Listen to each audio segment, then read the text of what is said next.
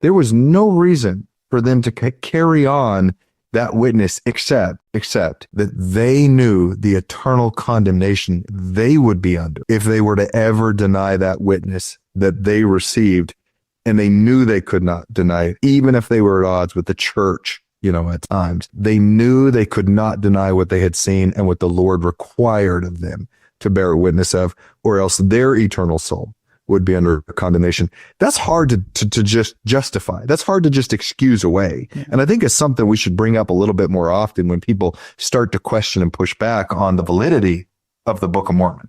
Well, and that's why they were chosen, is that they were men of character, of reputable men of character. And these, it wasn't some small thing for them to receive this angelic witness. This was obviously received by covenant, in the same way that Martin Harris was able to have access to the translation process by covenant, meaning a promise with consequences, good or bad, associated with it. Obviously these three men, as part of the opportunity to be the witnesses, they entered into covenants. Again, we don't have I don't think we have particulars of that covenant, but clearly, they took it seriously. So, it's a surety. From heaven will I declare it.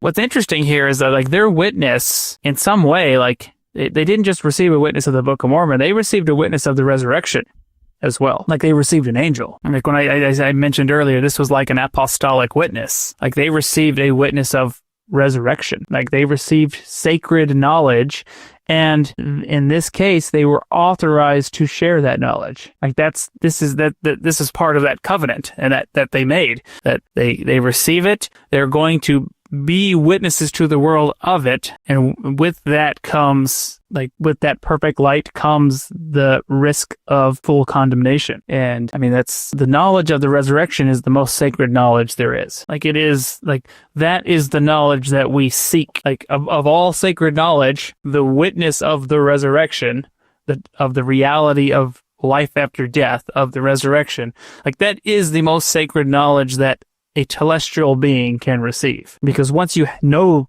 that, you don't live by faith anymore. There's life after death. What happens? There's consequences to how you live this life. Once you have knowledge of that, there's a higher level of accountability by which you are judged. And life's no longer a time of preparation, but it's just a black and white test of how do you live according to and again, these are all temple themes. These are all temple themes we're learning here. Even the idea of witnesses, by 2 or 3 witnesses shall truth by every word be established. That's a temple theme. How do you were saying, how do you know if it's a true angel or not? There are ways of knowing. We are given witnesses.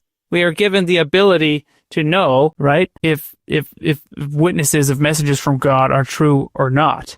We're given the ability to discern it. We're given a system of 2 and 3 witnesses, and it's a system. There are patterns. There are things that are in play that are eternal, and they're plain and they're precious and they're simple, but they're perfect and they work.